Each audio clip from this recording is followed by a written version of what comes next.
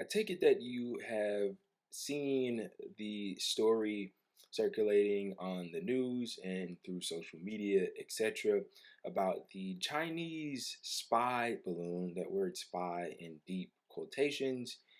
What I want to do in this video is give my opinion on it and what I or how I see this entire story and how it's being characterized in the mass media and by our political leaders and those who interests all align with the entities and people that I just named.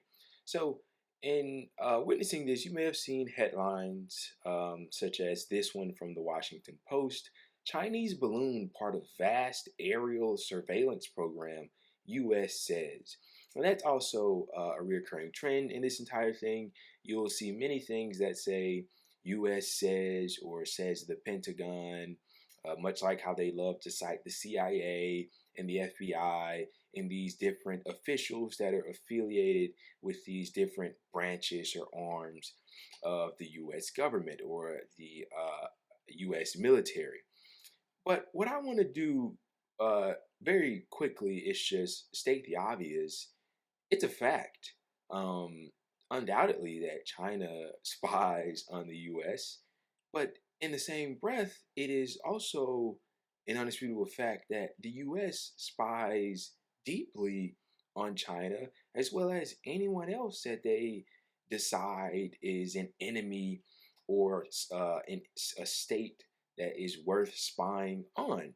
So, what I want to do is I want to show you some commentary from a supposed expert by the name of James Andrew Lewis. He's a senior vice president a director of technology and strategic program at the CSIS, which is the Centers for Strategic and International Strategies. It's basically a U.S. think tank operation, whatever it is you want to call it, heavily affiliated with the U.S. government.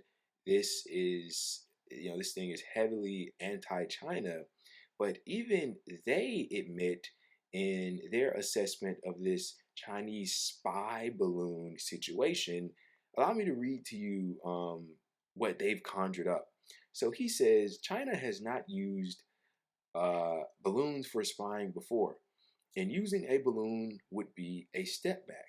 The most likely explanation is that this is an errant weather balloon that went astray. Lost weather balloons are the basis of many UFO sightings. It's embarrassing for China, and some Chinese meteorologists may be packing his or her bags for reassignment to inner Mongolia.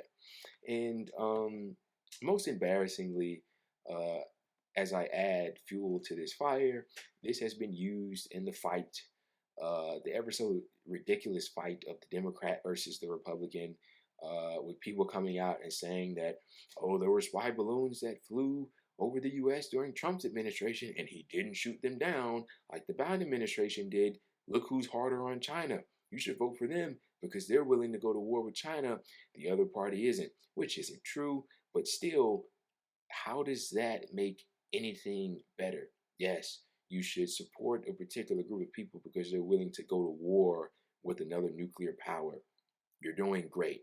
But what this shooting down of the spy balloon that the Chinese must use in order to, I guess, get U.S. intelligence or whatever aim it is that they would have tell us that, or they would tell us that the Chinese have. All of this rampant, extremely aggressive language is an effort to get the American people, me and you, riled up to support this new Cold War against China, like they're currently doing with Russia through the proxy war in Ukraine. Because if you look at what's happening over there, this video isn't about that, and I won't speak much to it. But they've essentially characterized it as this great holy war fought between good and evil, and there's only one side that is in the right, and the other side is in the wrong, and the side that's in the wrong must be wiped out. They must be weakened. regime change is on the itinerary. U.S. the power is slipping. The world is changing. We've been through that a million times, so we know what they're doing over there. But as far as the game goes with China, they haven't manufactured consent enough just yet to, get the green light to rush ahead with this new Cold War. You can see the saber rattling with Taiwan, with prominent politicians taking fancy trips there for extremely corrupted reasons, as they, which guides all of their decisions that they make.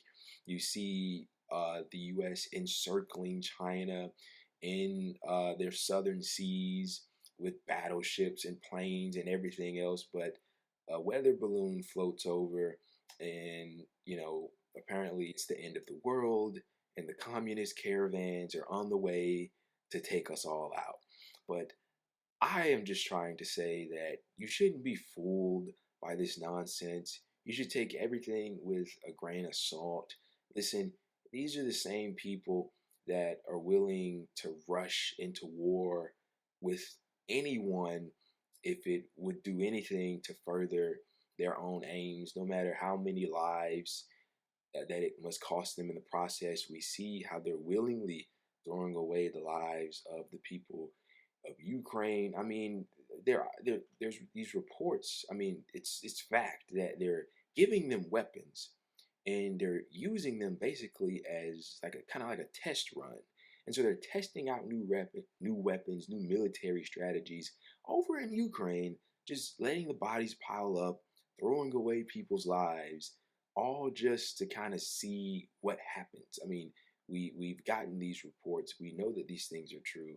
And so when they come out and this hair on fire reaction about some balloon floating over that belongs to the People's Republic of China, and they call it a spy balloon and pretend like we're heading towards World War III, just know deep down inside that that is the reality that these people indeed wish for.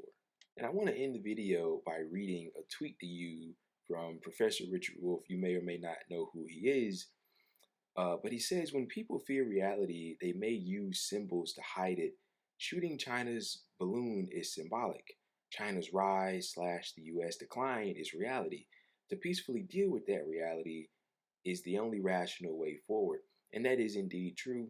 We are dealing, although I don't want to overstate it, but it is true, with an empire, that being the U.S. empire, that is on the decline, and the Chinese empire that is on the rise. And throughout history, no empire that has ever been on the decline has went down quietly or without a fight. And this is a bit of a symbolism that kind of symbolizes that fight that's going on as one rides down and the other rides up. And I'll leave you with this caveat that I found was extremely interesting. It seems like large portions of the American people and our mass media, of course, aiding in this process, is getting people more riled up, and people seem more upset about being spied on by the Chinese than they are by their own government. I mean, Edward Snowden exposed the fact that, and Julian Assange as well, exposed the fact that the government's spying techniques, and in Edward Snowden's case, how the NSA is spying on us all, violating our rights, particularly the Fourth Amendment. And he is currently being held hostage in Russia, not by Vladimir Putin, but by the United States. He's being held hostage because he's not being allowed to come home to America or the United States. But Vladimir Putin has called him a hero and has granted him amnesty, as well as a Russian citizenship, and that is where he is currently living out his life. But anyway, this is how I see this entire charade surrounding the Chinese balloon. It's nothing more than the U.S. trying to rile up tensions to prepare for their Cold War 2.0.